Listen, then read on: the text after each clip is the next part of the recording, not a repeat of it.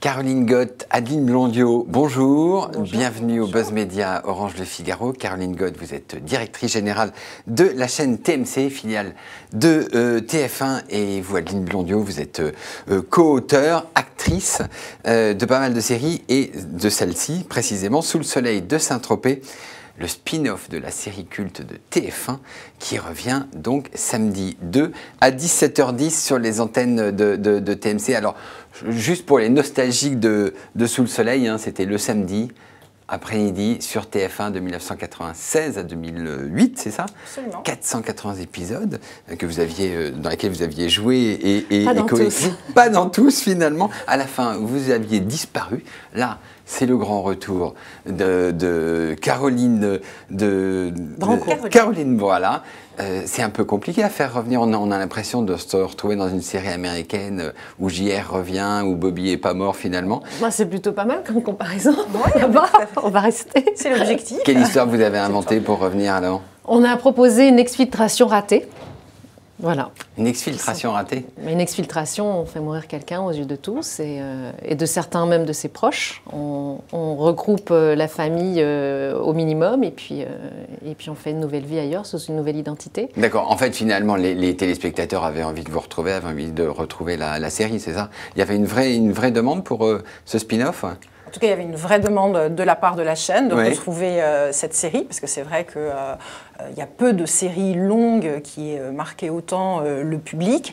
Et puis surtout, on a eu du coup, grâce à Marathon, grâce à Adeline, des propositions finalement de scripts, d'histoires qui nous ont paru, vous verrez, très intéressantes et qui du coup voilà, font revenir le personnage principal Caroline. Et c'est aussi pour ça que c'est un spin-off, c'est-à-dire qu'on a vraiment repris ce personnage avant tout.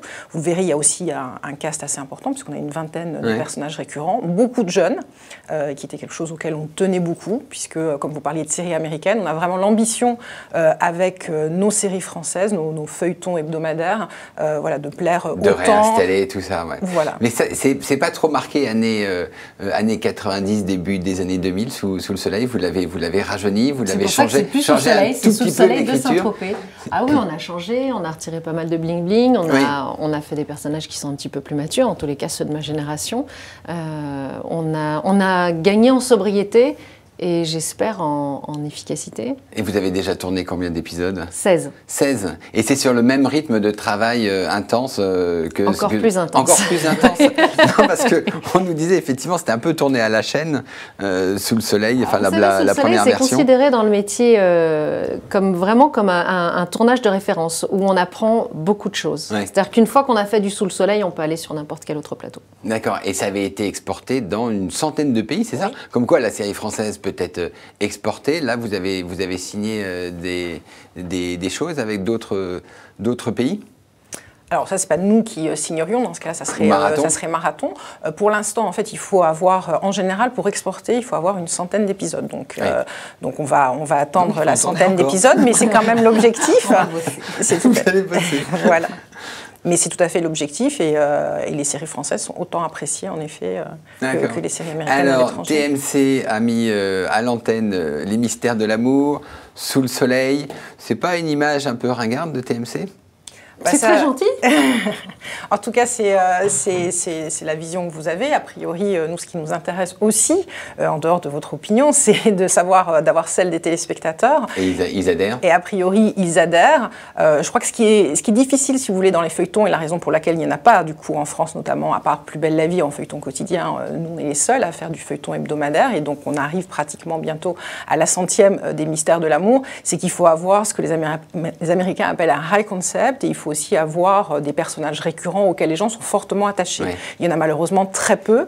Et comme on a eu cette opportunité, à la fois avec Jean-Luc Azoulay, là avec Marathon et avec Adeline, de faire revenir un personnage que les gens aiment. Ouais. Ça, pour le coup, on le sait.